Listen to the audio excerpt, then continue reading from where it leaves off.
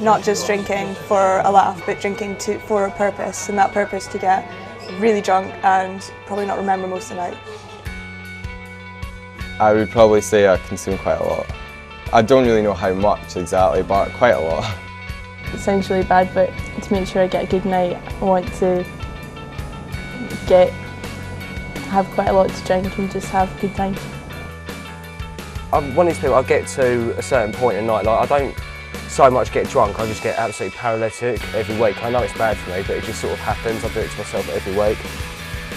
You know, I've seen a lot of friends just go down the wrong road. You know, they just, every day they'll sit and have like a bottle of whiskey.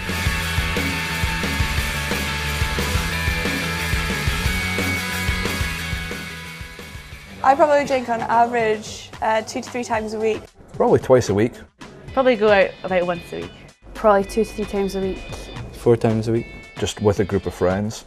It's when I'll drink the most. Yeah, definitely socially. Larger group of people, then I'll have a drink more, sort of thing. If I was only with a couple of people, then I don't drink as much. You end up getting quite drunk when you probably don't even want to or can afford to. You end up in down drinks and stuff. I wouldn't say that problem drinking is going out to have a good time. I start off usually drinking beer, so probably about 4 pints of beer. A bottle of wine before we go out.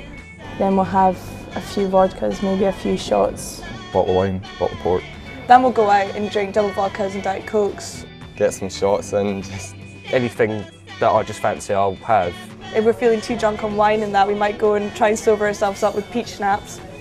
good fun though. Have a good time.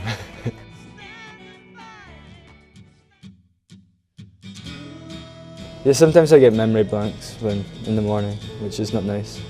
And I can't remember how I got home.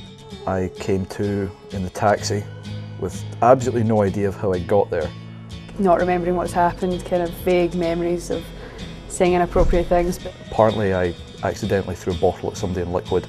And then people phone me up in the morning and say, "Oh Joe, you were so bad last night, you know, you couldn't walk, talk or anything." I ended up getting really drunk and tripping over my other leg, going up the stairs and splitting my chin open. I broke my finger once. I think sometimes it would affect the uni work because I would go out drinking and maybe have class in the morning. Didn't go to uni in like first year, second term for about 2 months because just drinking and partying too much. So Friendships, sometimes you end up having arguments with people and then the next day you don't even know what you were fighting about. And you know, it makes people not want to come out with me because they know I can't handle my drink and they're always to look after me like all the time. Personally, I become an exaggerated version of myself, and that can cause me to have arguments with people or to cheat on people. Binge drinking for me is more like a person who just goes out and 2 or 3 nights a week will just get wasted, will get drunk.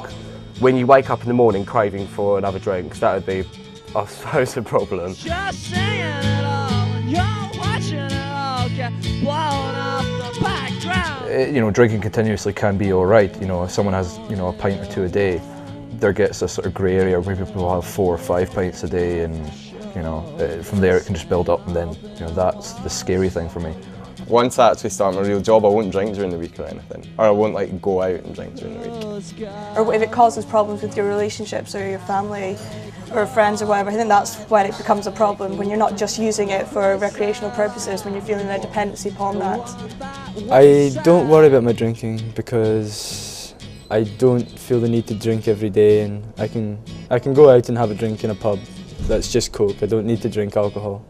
After time goes on, then I did realise, yeah, I did have a problem. I wasn't never an alcoholic or anything, but I think I was becoming the start of one. And when I gave up, I couldn't sleep or anything like that. And I was like getting really shaky and sweaty.